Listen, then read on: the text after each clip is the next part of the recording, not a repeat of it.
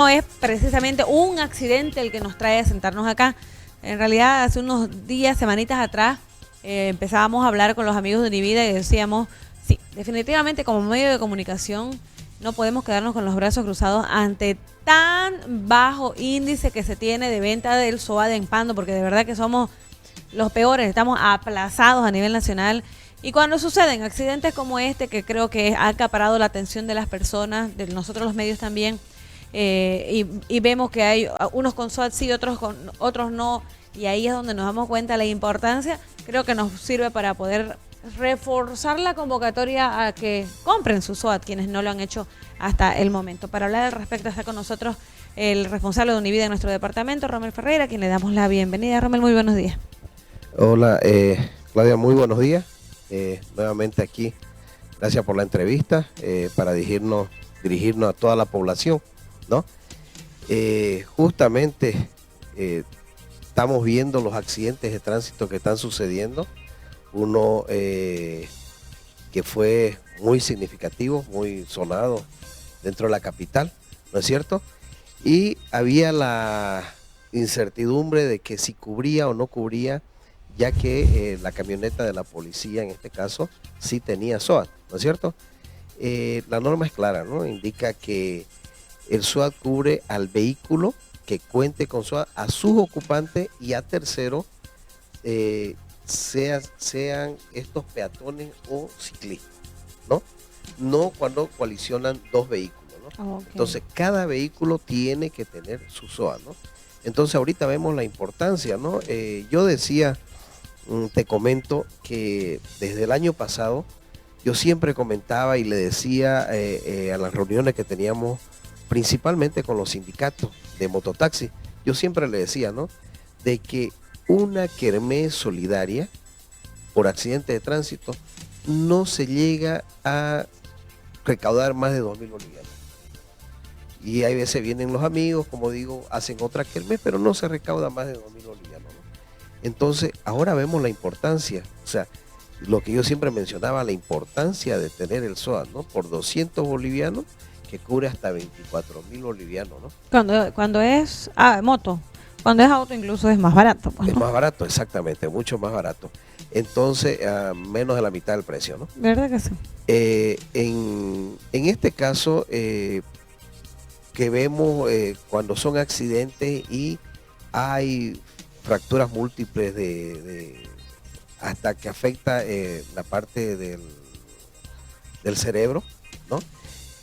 Llega a darse el caso de tener la invalidez parcial, ¿no? O total o parcial, ¿no? En este caso también hay una indemnización de 22.000 bolivianos, ¿no? Entonces sería hasta 46.000 bolivianos. Ayer me hicieron una entrevista y hemos hecho un análisis. Justamente habíamos hecho un análisis de cuánto se había vendido, ¿no? Yo también les había comentado hasta el día de ayer. Antes de venir aquí, fui y saqué los datos para tenerlos totalmente actualizados. Ok, ¿ha subido un poquitito de aquella entrevista que usted y yo sostuvimos en Dosis Nocturna la semana pasada? Por ejemplo, te comento, justamente lo tengo aquí anotado, del día de 30.000 motocicletas, ese día habíamos hablado de 1.304. Sí, ¿no? me acuerdo. Ahora ha subido a 1.386. Entonces estamos hablando como que 84 han aumentado en motocicleta, ¿no? Pero igual es un número bajo. Si nos damos cuenta de 30.000 vehículos, estamos hablando que eso equivale a apenas un 4.6%, ¿no? En cuestión de 2 semanas, o sea, es muy poquito. Muy poquito, exactamente. Y por el lado del transporte público, a ese día de la entrevista habían adquirido 25. A la fecha solamente 102, ¿no? Han adquirido 7, ¿no? O sea, seguimos con números bajos. Y el porcentaje de 3.000, un promedio que ellos son unos 3.000, el porcentaje de 3.4%, bajísimo, ¿no? Ahora, me preguntaban cuáles son las políticas que nosotros aplicamos para vender, ¿no? Bueno, nosotros hacemos campaña de prevención, hemos estado con tránsito, hemos donado de cono para prevención, de bafómetro, linterna, señalizaciones. Estamos constantemente con la prensa haciendo las publicaciones como estamos en este momento. Desearíamos, estamos pidiendo presupuesto para que lleguemos a todos los canales y haya una propaganda, ¿no? Constante, pues. Constante, ¿no? Entonces, estamos de ida, estuvimos en la universidad hablando con los universitarios, este año vamos a hacerlo nuevamente, vamos a ir a los colegios, concientizar a las promociones principalmente, que ellos sí están manejando, ¿no?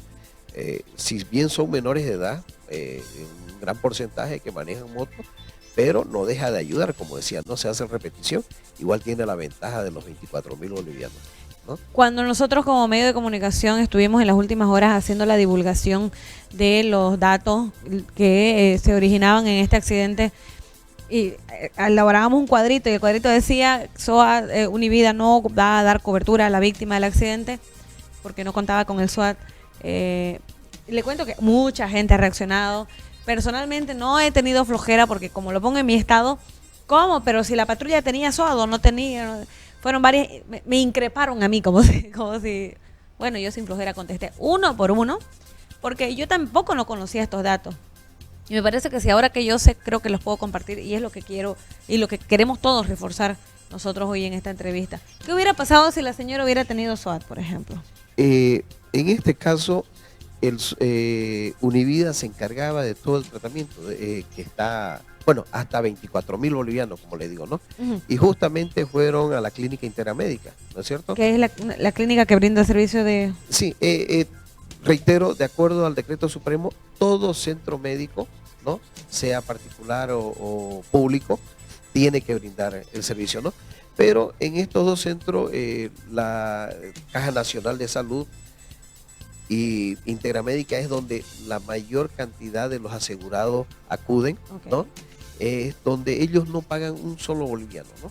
En el tratamiento, curación, tomografía, todo lo que corresponde al gasto sobre el accidente, ¿no? Entonces, en este caso, si haya tenido SOAT, Univida haya cubierto los 24.000 bolivianos, ¿no? En este caso, haya ido a Interamédica se hacía cargo de la persona, hasta los 24.000 bolivianos, y si se diera el caso de que hubiera una invalidez, se da una indemnización de 22.000 bolivianos, ¿no? Entonces puede cubrir hasta 46.000 bolivianos. Quiero aclarar a la población que hay veces siempre confunden o hacen el análisis de decir, pucha, no, en Interamédica en una noche se van los 24.000 bolivianos. No, solamente aclarar de que en tema SOAT, sea la Caja Nacional, sea Interamédica, sea el Hospital Roberto Galindo o cualquier otro centro médico público o privado, con tema SOAT es un solo precio, ¿sí? Es un solo precio, no hay diferencia en clínicas privadas, en hospitales privados o en centros médicos públicos, ¿no? El precio del SOAT es el mismo. Ahí está, para la aclaración. Algo que podemos sumar a esto es que la verdad es que puede ser malinterpretado, pero yo quiero, de verdad, personalmente incluso aclarar que no estamos queriendo juzgar a una persona en particular, sino que se suma a los ejemplos que podemos dar para que usted tome una decisión hoy. Aparte que no es algo tan voluntario, estamos hablando de un seguro obligatorio. ¿Cómo podemos reforzar de repente con la normativa esto? Justamente menciona que todo vehículo a nivel nacional tiene que contar con SOAT. El organismo de tránsito no debería dejar circular ningún vehículo que no cuente con SOAT. Esto lo menciono, no es un criterio mío por si acaso, ni para crear conflicto. Lo determina el decreto supremo en su artículo 42. Lo voy a leer para que seamos bien específicos, ¿no? El organismo operativo de tránsito queda autorizado para controlar e impedir la circulación de los vehículos infractores del SOAT, ¿no? Claro, no hay dónde perderse, ¿no? Entonces, menciona de que todo vehículo a nivel nacional no debería circular si no cuenta con el SOAT. ¿Qué pasa, en Pando, en ese sentido? ¿No se cumple? Mire, para que tengamos un bajo porcentaje, por lo visto estamos viendo de que No se cumple. ¿Hay coordinación con la Dirección de Tránsito para ello? Sí, sí, coordinamos con Tránsito. Hemos coordinado para hacer controles de SOAT. Todos los días estuvimos haciendo de 7 a 8 de la noche, pero estamos hablando de apenas una hora y cuando nosotros vamos, ¿no? En realidad el control no deberíamos hacerlo nosotros, ¿no? Nosotros podemos acompañar para cuando haya un infractor y lo detienen, porque menciona que debería retener, ¿no? En ese momento nosotros estar presentes para hacer la venta, ¿no? Claro. Una vez él adquiere el SOAT, puede seguir circulando, ¿no?